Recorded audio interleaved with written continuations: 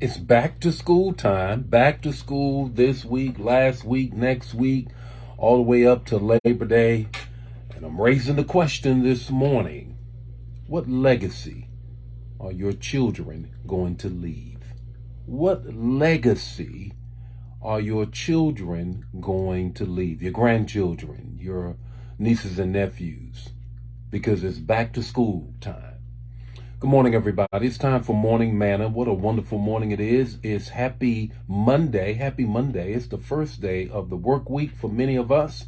And so we want to get into this week with a word that the Lord dropped in my spirit that I want to impart into you, that I believe will make a wonderful difference in your life. Good morning, Pamela. Good morning, Ari. How are you on this morning?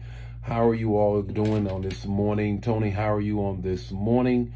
I just wanted to just reach out and share this word with you on this morning. You know what I'm going to do, the text, talk, takeaway.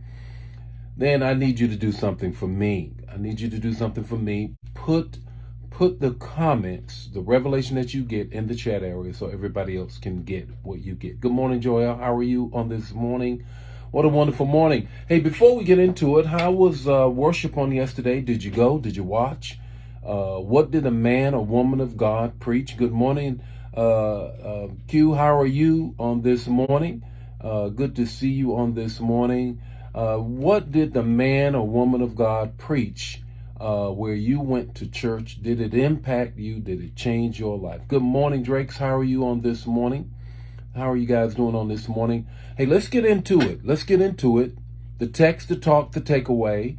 This morning we're talking about it's back to school time. Are your children, your grandchildren, your nieces, your nephews, your cousins, are they prepared to leave a legacy? Have you prepared them to leave a legacy? Here's the text, the talk, the takeaway.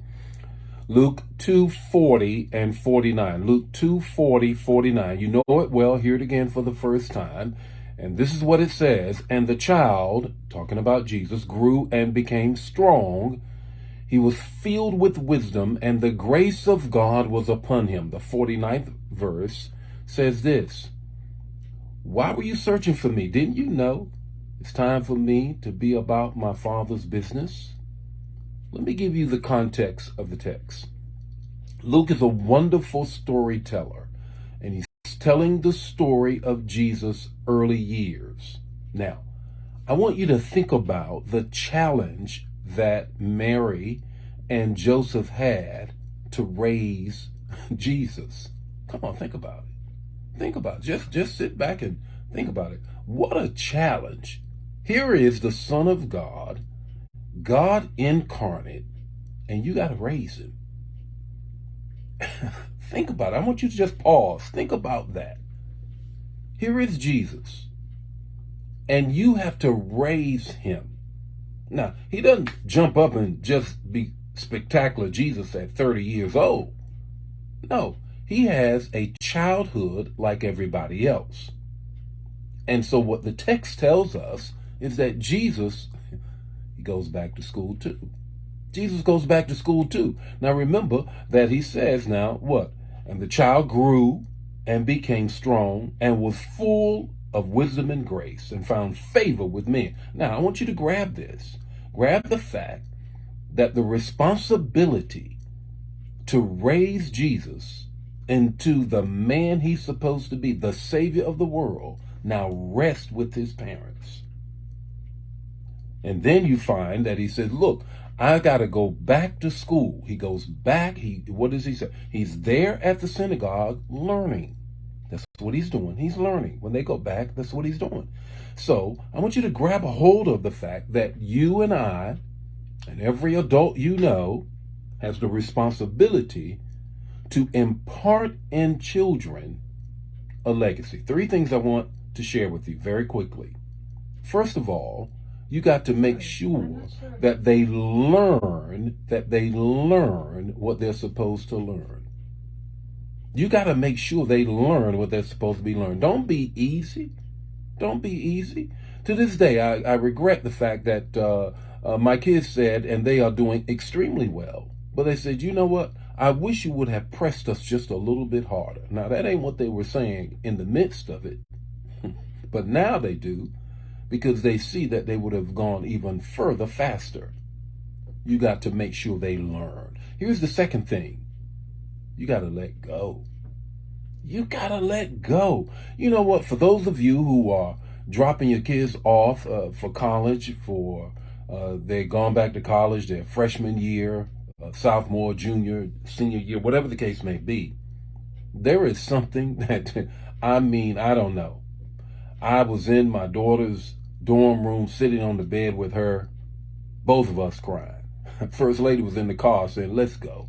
Let's go. Because her and Pastor Mo at the time, Mahogany at the time, they were just bumping heads all the time. And so I was always the referee until that whole teenage thing went away. But nevertheless, here we go. So let me share with you. We both sitting on the bed crying. I had to let her go. I had to let her go. Leave her and let her go. Here it is, the third thing. You got to make sure that you leave a legacy beyond the money, beyond the clothes, beyond the car, beyond all of that. You got to leave a legacy by making sure they're connected to God. This is the danger moment, especially the college. They may have been raised in school, but in church, but between 18 and 21 is when we lose most young people. So you got to make sure that you have taught them and that they are leaving a legacy. That's what Jesus did. And Mary and Joseph had that responsibility. They pulled it off too. What's your takeaway this morning? Your takeaway is this. If Jesus' parents left a life-changing legacy, then so do you and I have to do the same thing.